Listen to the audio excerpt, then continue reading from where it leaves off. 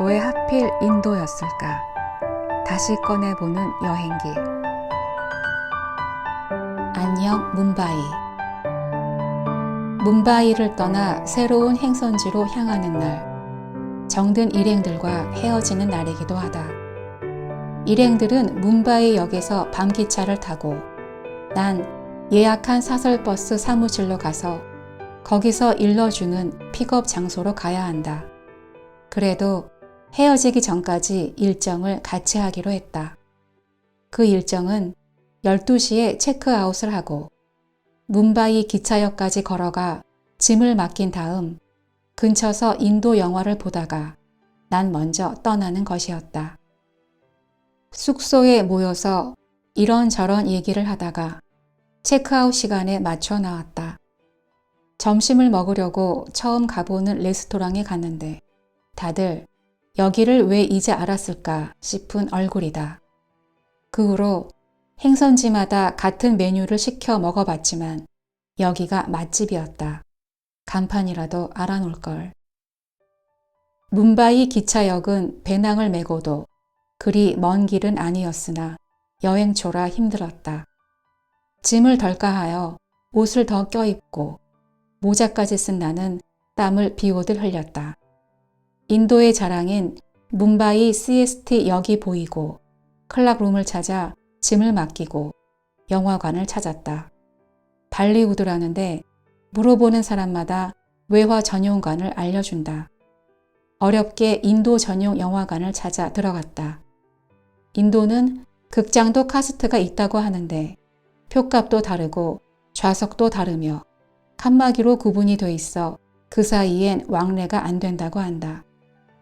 두 번째로 저렴한 좌석을 끊고 일행 중 건장한 남자가 2명이었으므로 그들은 바깥쪽에, 중간은 여자들이 앉았다.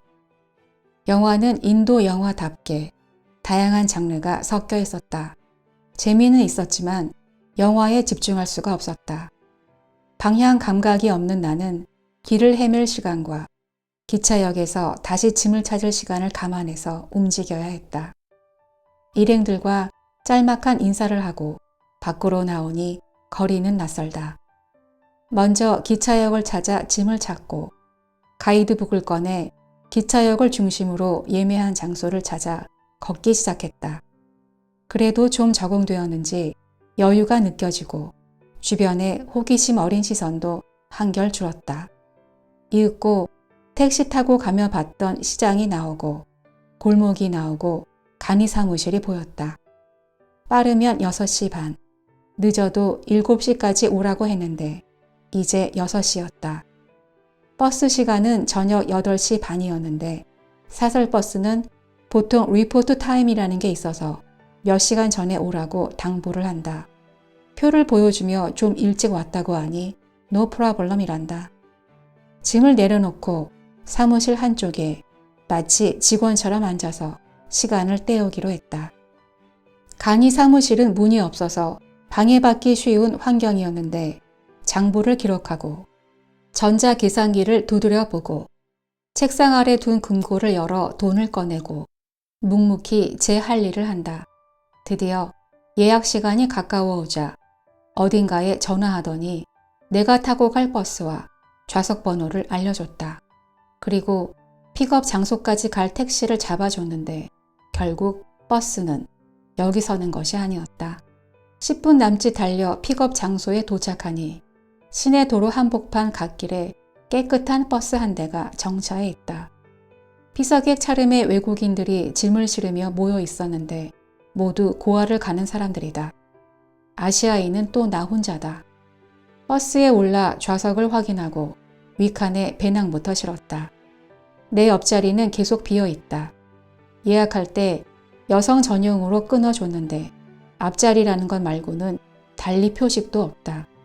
드디어 버스가 출발하기 시작하고 이틀 동안 머물렀던 뭄바이의 풍경이 어둠을 감싸고 뒤로 멀어진다. 고생한 뭄바이지만 감회가 새로웠다. 첫 여행지를 무사히 떠난다는 안도감, 뭐라도 해낸 것 같은 성취감, 뭄바이가 시야에서 벗어날 때까지 오래도록 눈을 못 뗐다. 차창 밖으로 크고 작은 건물들이 모두 사라지고 이제 어둠만 남았다. 얼마쯤 갔을까?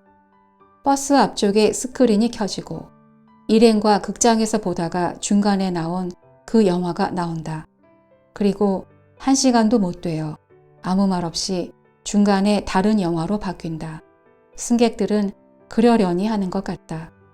버스가 출발하고 처음 몇 번은 화장실 가라고 자주 세워주더니 야심한 시각이 되면서부터는 속력을 냈다. 내 옆자리도 누군가 탔다. 사설 버스는 논스톱이라고 해도 시가지를 완전히 빠져나가기 전까지는 같은 행선지를 가는 승객들을 다 태워간다. 예약한 사무실마다 픽업 장소가 다른 것이다. 내 옆좌석은 신사분이었는데 어디서 왔느냐, 직업이 뭐냐, 고와 어디를 가느냐고 물었다. 그때 날짜가 크리스마스를 지난 며칠 후였는데 크리스마스는 잘 보냈냐 묻더니 미리 새해 인사를 한다. 해피 뉴 이어. 나도 같은 인사를 하고 몇 마디 말을 더 주고받았다. 버스를 예약할 때 에어컨이 딸리지 않아 덥지 않을까 했는데 이는 기후였다. 인도는 한밤중에는 옷을 껴입어야 할 정도로 추웠다. 사람들은 다 어디다 넣어왔는지 아까는 안 보이던 담요를 모두 꺼내어 덮고 있었다. 차창 밖 풍경은 기이한 나무들이 울창한 숲을 이루고 어디쯤에는 황무지 같은 곳이 한도 끝도 없이 펼쳐져서 사막을 지나는 것 같았다. 그렇게 달리고 또 달렸다. 지루하지는 않았다. 밖은 언제나 새로웠으므로.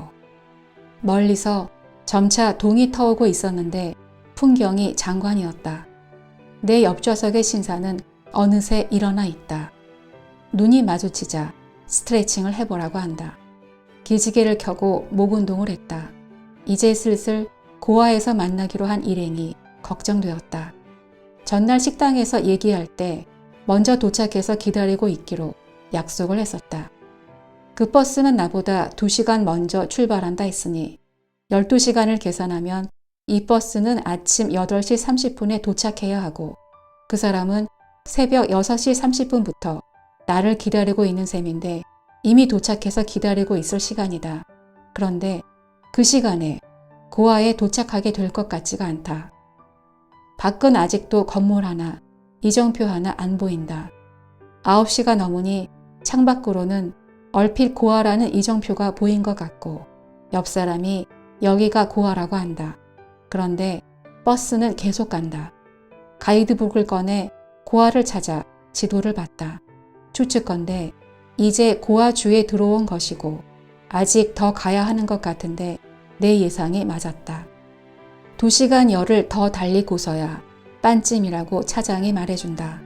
여기가 바로 만나기로 한 장소다. 모두 여기서 내리고 나도 내렸다. 빤찜이란 정류장은 작은 곳이 아니었다. 다 돌아다녀 봤지만 아무리 동행이 절실해도 지금까지 기다리고 있겠다는 생각 자체가 무리였다. 더 찾기를 포기하고 행선지를 바꾸었다. 그런데 이동하려면 2시간 정도 더 가야 하고 버스도 2번이나 갈아타야 했다. 주변을 보니 함께 온 이들은 이미 떠나고 없다.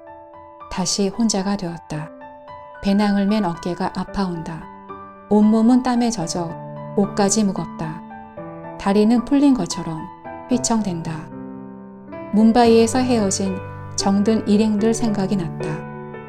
아, 그냥 거기 쫓아갈 걸. 오늘은 드디어 고생 많던 뭄바이를 떠나고 이제 다음 회부터는 드디어 고아로 갑니다. 고아편에서 마음씨 따뜻한 게스트하우스 주인을 만나는데요. 고아편도 많이 기대해 주세요. 감사합니다.